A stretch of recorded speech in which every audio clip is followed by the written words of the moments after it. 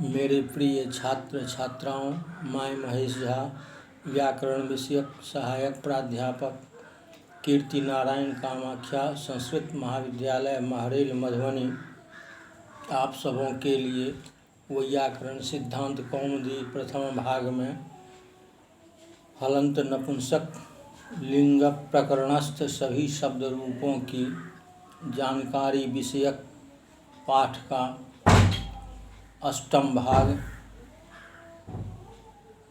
प्रस्तुत कर रहा हूँ। सप्तम भाग में सामान्यतया 109 रूपों की जानकारी रूपों सहित प्रस्तुत की गई। उससे आगे इस अष्टम भाग में प्रस्तुत किया जा रहा है। 109 रूपों को कारिकानुसार प्रथमा एक वचन में सिद्ध हुए 9 रूपों में अंतिम वर्ण को अनच च से द्वित्व होने पर 18 रूप होते हैं। प्रथमा द्विवचन में पूजार्थक 3 रूपों के यकार को अनच च से पाक्षिक द्वित्व होने पर 6, गत्यर्थक 1 रूप सम्मिलित होने पर 7 रूप होंगे। प्रथमा बहुवचन में पूजार्थक तीनों रूपों में यकार को पाक्षिक द्वित्व होने पर 6 रूप निष्पन्न होते हैं।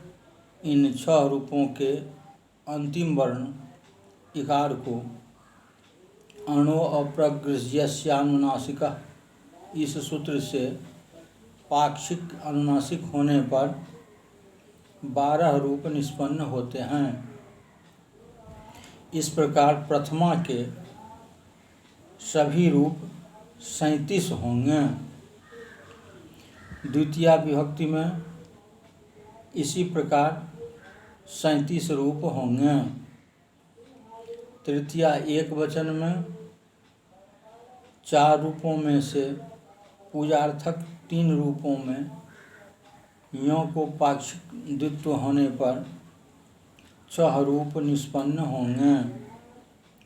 अवशिष्ट गत्यर्थक 1 रूप को मिलाकर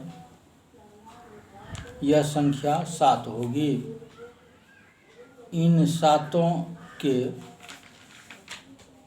अंतिम वर्ण आ को पाक्षिक अनुनासिक होने पर सानुनासिक 7 एवं निरनुनासिक 7 होने पर 14 संख्या निष्पन्न होते हैं।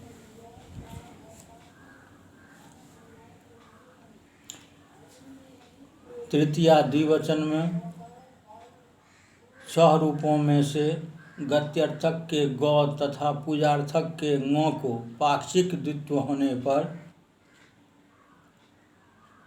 रूप संख्या 12 हो जाएगी। इन 12 में यणो मयो द्वे वाच्ये इस वार्तिक के अनुसार य को पाक्षिक द्वित्व होने पर 24 रूप होंगे। इन 24 रूपों में से अंत्य म को पाक्षिक द्वित्व होने पर यह संख्या 48 होगी।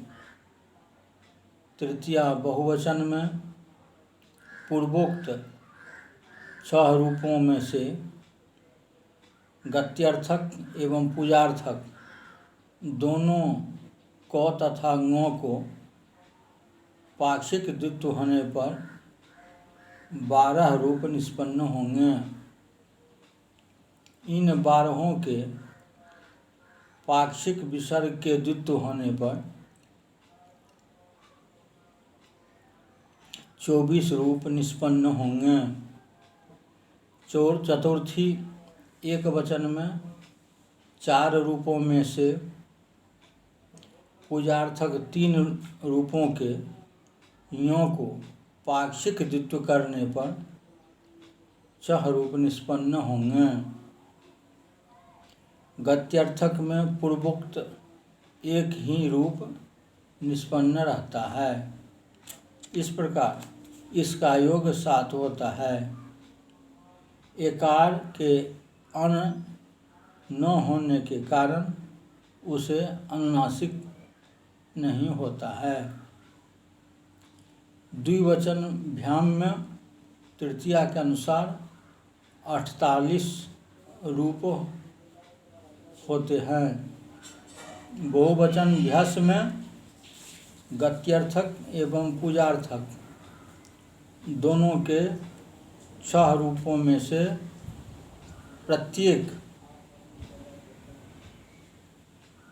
गौ एवं ङ को द्वित्व होने पर अतिरिक्त 6 रूप निष्पन्न होते हैं।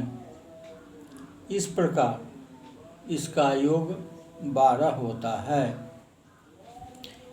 इन 12 में यणो मयो द्वैवाच्य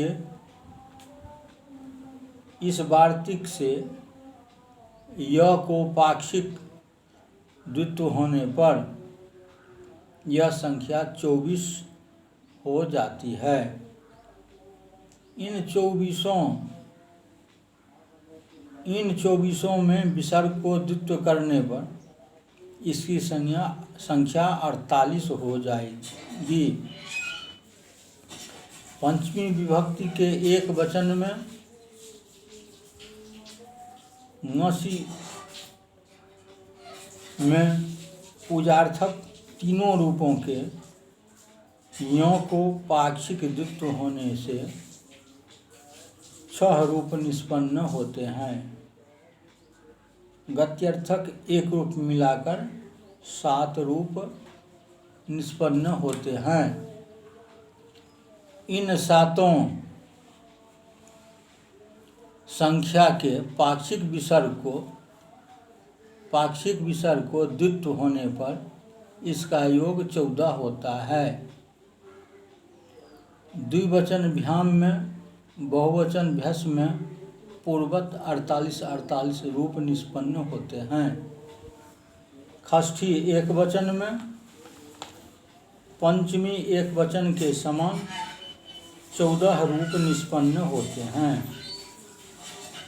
द्विवचन ओष के 4 रूपों में से पूजार्थक 3 रूपों में यों को द्वित्व होकर 6 रूप बनेंगे।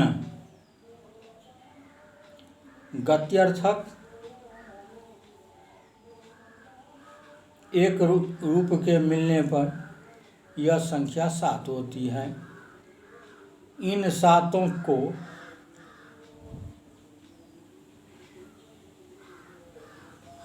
पाक्षिक द्वित्व होने से इसका योग 14 हो जाता है।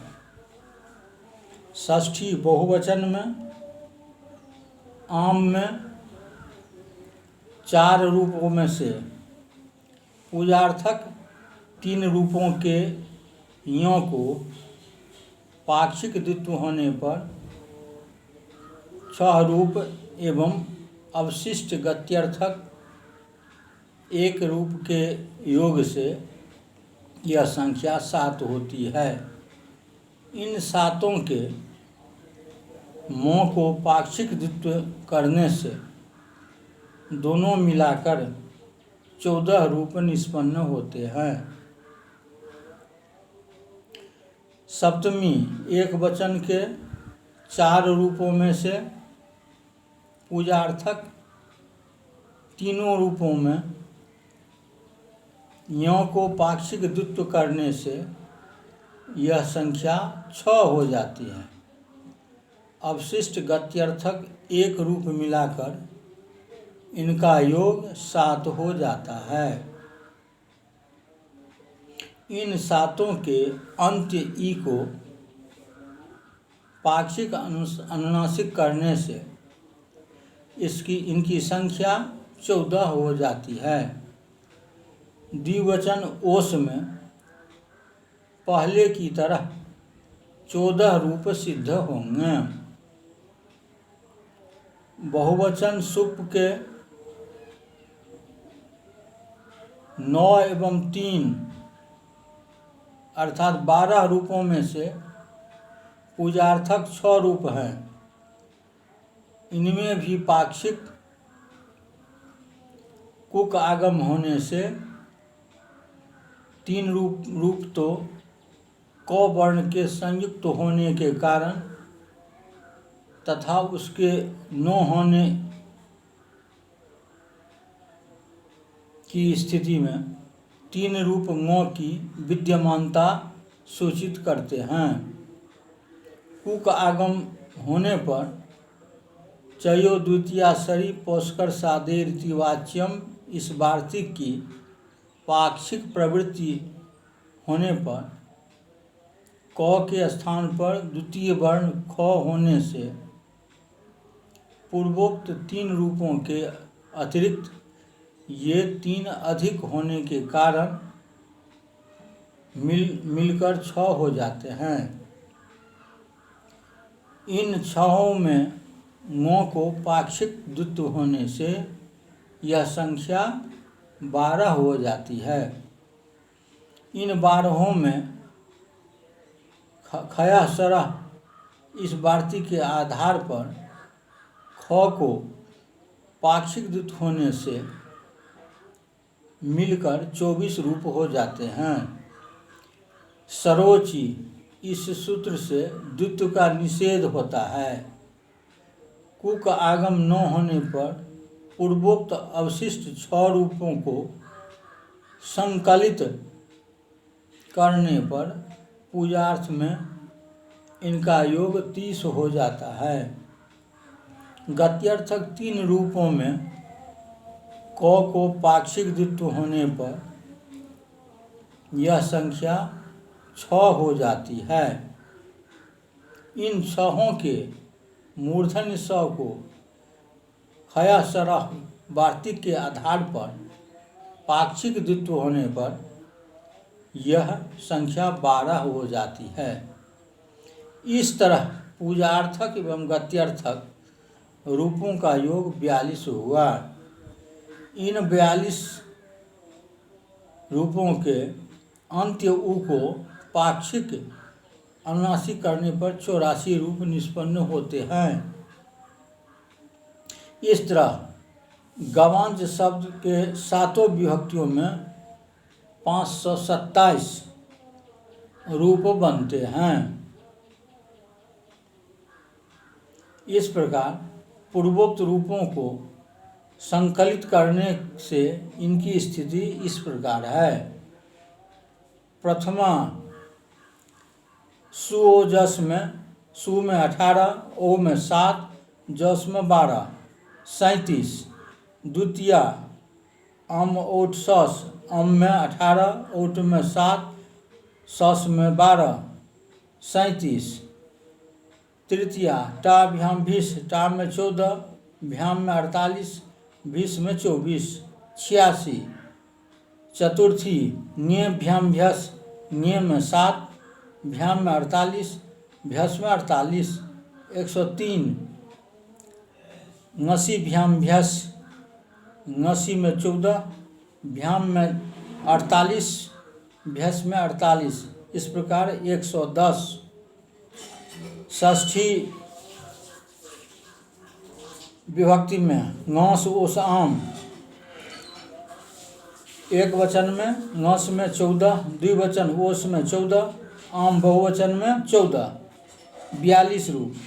नी ओस सुप सप्तमी में नी में 14, ओस में 14, सुप में 84,